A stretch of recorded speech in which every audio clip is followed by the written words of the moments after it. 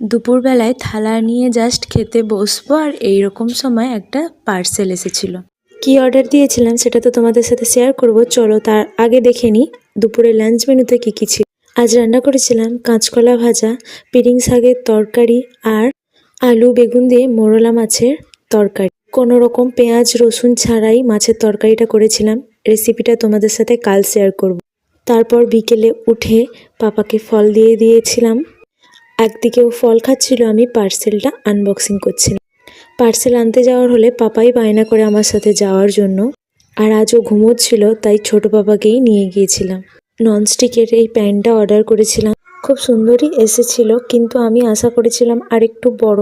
আমি যতটা আশা করেছিলাম তার থেকে ছোট এসেছে, কিন্তু ভালোই এসেছে। ছোটর জন্য খুব কিউট লাগছিল দেখতে। তারপর দেখো বিকেলের সব কাজকর্ম সেরে নিচ্ছিলাম, ঘর পরিষ্কার করে জামা কাপড়গুলো গুছিয়ে নিলাম।